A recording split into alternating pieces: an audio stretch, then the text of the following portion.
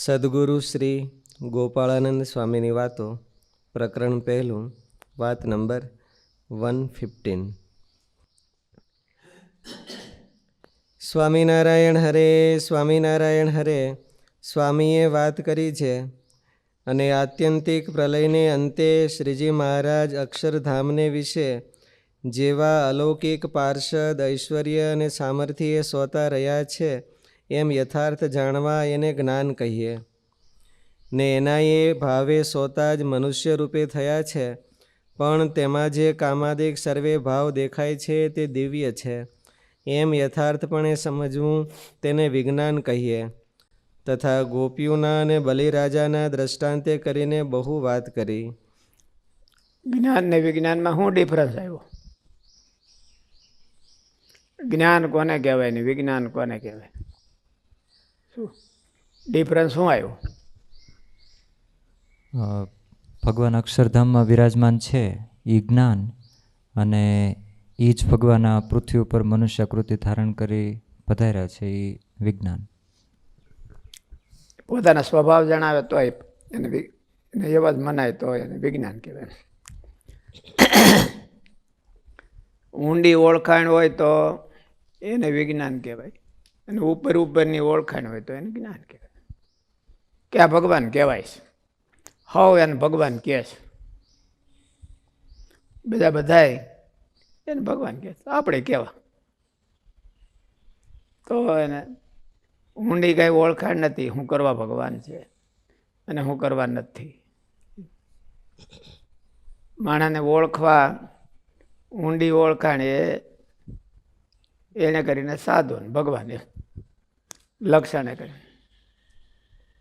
તે આમાં શું એમાં ડિફરન્સ શું આવ્યો? મનુષ્ય રૂપે હોય ને એમાં તો એને વિજ્ઞાન કેમ કેવું?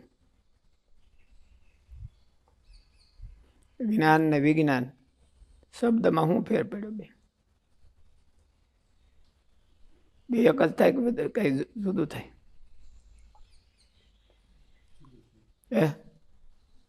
શું જુદું?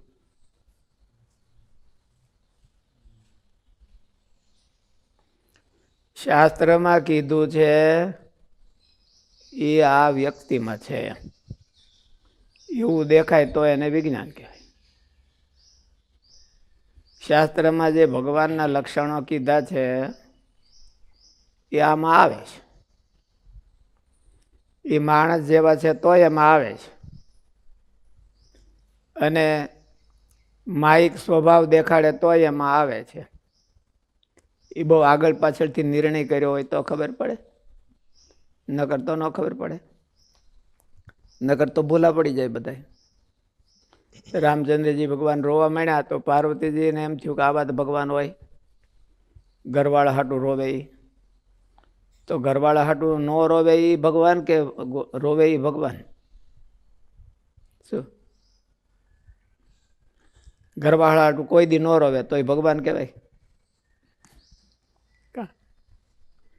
અને ઘરવાળા હાટું રોવે તો ભગવાન તો રોયા. સીતાજીને માટે રડવા માંડ્યા તો એને ભગવાન કહેવા કે ન કહેવા? તો એમાં વિજ્ઞાન ક્યાં આવ્યું? વિજ્ઞાન ક્યાં આવ્યું? પીએચડી તો આવે જ નહીં પાછું. હાવ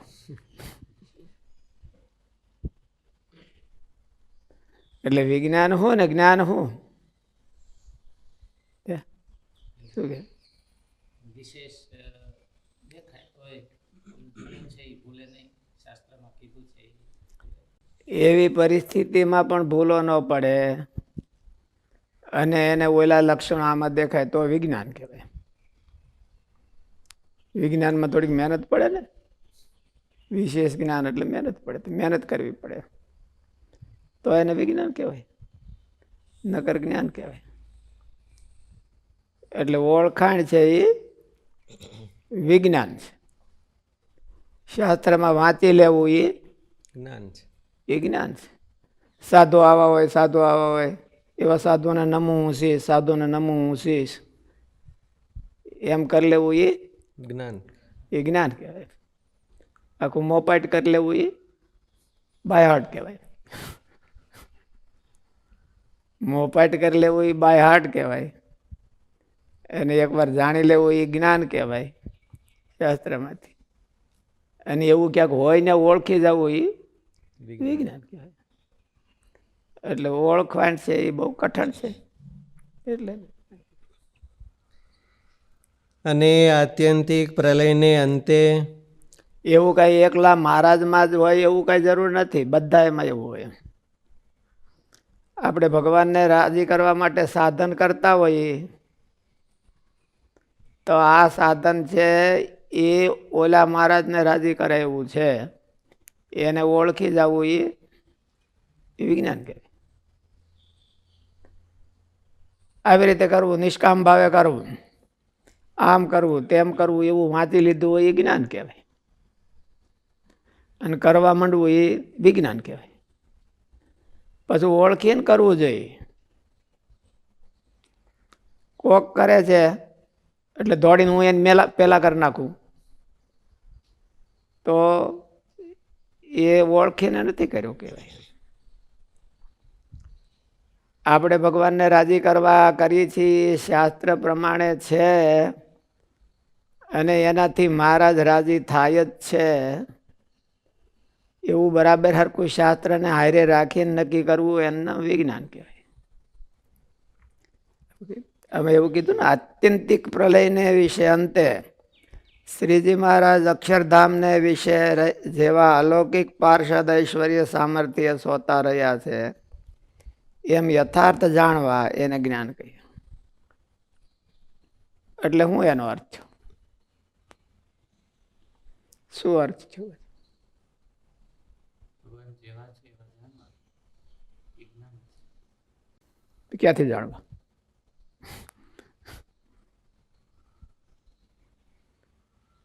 અહીંયા હોય તોય એ આત્યંતિક પ્રલયને વિશે જ્યાં છે એ જ આ છે એવું જાણવું એને જ્ઞાન કહેવાય.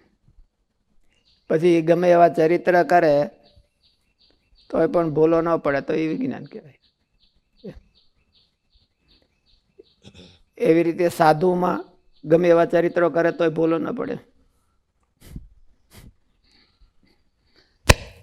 તો એને એમ કેવું શું કરવું? સાધુમાં કેમ કરવું?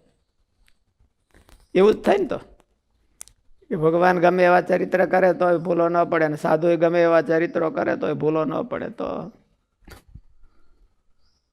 ને એમને એમ અકલ મઠાની જેમ માની રાખે તો એ વિજ્ઞાન કહેવાય ને, વિજ્ઞાનવાન કહેવાય કે ન કહેવાય? કહું કહેવાય. તો એવું તો પહેલા ભગવાનમાં તો એવું તમે નક્કી કર્યું તો પછી સાધુમાં ન નક્કી કરવાય. એવું વિજ્ઞાનવાન ભગત કયો કહેવાય?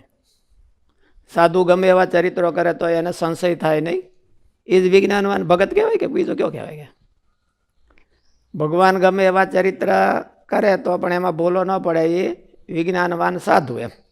અને સાધુ ગમે એવા ચરિત્રો કરે, કુંડાળા કાઢે તો એ વિજ્ઞાનવાન ભગત.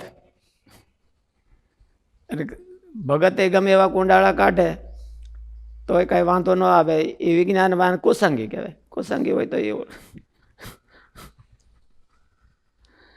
વિજ્ઞાનવાન જોઈને આપણે તો વિજ્ઞાન ભણ્યા છો કે નહીં ભણ્યા? તમે ભણ્યા? તમે તો જાજુ ભણ્યા છો ને.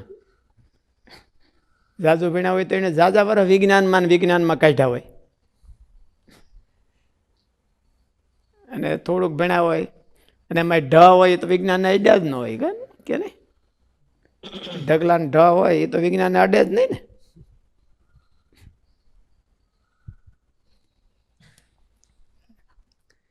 એવી રીતે દરેકમાં ભગવાનને રાજી કરવાના સાધનોમાં હોતી વિજ્ઞાન જોઈ. મને કાંઈ ખબર પડતી નથી મારે કેમ ભગવાનને રાજી કરવા, મને કેમ કાંઈ હૂજતું નથી, મને હૂજતું નથી, તો એ ઢગલાને ઢ કહેવાય. શાસ્ત્રમાં તો લખ્યું છે, નિષ્કુળાનંદ સ્વામીએ લખ્યું છે, તો એને ઢગલાને ઢગ. સ્વામીજી ઓલા પદ બોલતા હતા, બહુ સરસ બોલતા હતા.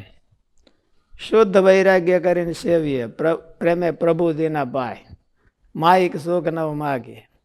મોહે કરી મન માય.